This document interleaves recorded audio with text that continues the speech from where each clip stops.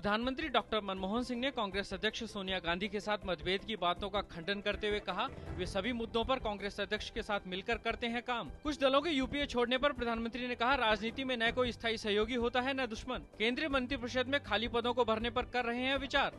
IPL में spot fixing मामले पर प्रधानमंत्री ने कहा, खेलों को राजनीति से रखा जाना चाहिए अलग। पूर्वी एशिया के दो देशों जापान और थाईलैंड की 5 दिवसीय यात्रा के समापन के बाद प्रधानमंत्री डॉक्टर मनमोहन सिंह आज स्वदेश लौटे। वापसी के क्रम में अपने विशेष विमान में पत्रकारों से बातचीत के दौरान प्रधानमंत्री ने अपने दौरे को भारत की पूर्व की ओर देखो नीति के लिहाज से काफी सकारात्मक बताया और कहा कि जापान के साथ नागरिक परमाणु करार पर बातचीत सफल रही है और जल्दी समझौते पर हस्ताक्षर की उम्मीद है।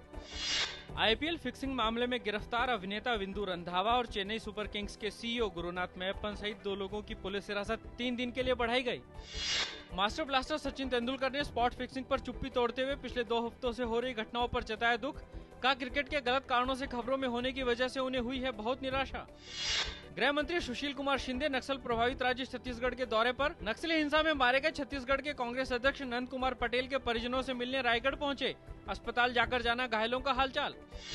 राष्ट्रपति प्रणब मुखर्जी आज से महाराष्ट्र के 2 दिवसीय दौरे पर गेटवे ऑफ इंडिया से स्वामी विवेकानंद के पश्चिम की यात्रा पर रवाना होने की 120वीं वर्षगांठ के मौके पर आयोजित होने वाले कार्यक्रम में शामिल होते हुए राष्ट्रपति ने कहा कि आज भी दुनिया में सही गलत की पहचान हम विवेकानंद के विचारों पर चलकर कर सकते हैं।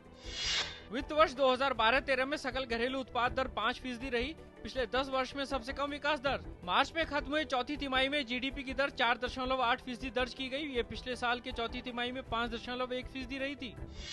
सीरिया के राष्ट्रपति बशर अल असद ने किसी भी हमले के खिलाफ इजराइल को दी चेतावनी। रूस से अत्याधुनिक वायु रक्षा प्रणाली की खेप मिलने के दिए संकेत, लेकिन असद ने शांति वार्ता के प्रति भी दिखाई दिलचस्पी। फ्रेंच ओपन में चीन की एकमात्र ग्रैंड स्लैम खिलाड़ी लीना अमेरिका की बेथानी मॉन्टेक से हारकर हुई बाहर। समांता स्टोसुर और जेलेना नाकोविक ने तीसरे दौर में किया प्रवेश। बाजार में भारी गिरावट, जीडीपी के आंकड़ों का बाजार पर पड़ा असर। सेंसेक्स 455 अंक गिरकर 19,760 पर हुआ बंद। निफ्टी में भी 138 अंकों की गिरावट, 5,986 पर हुआ बंद। रुपया भी 11 महीने के सबसे निचले स्तर पर आया।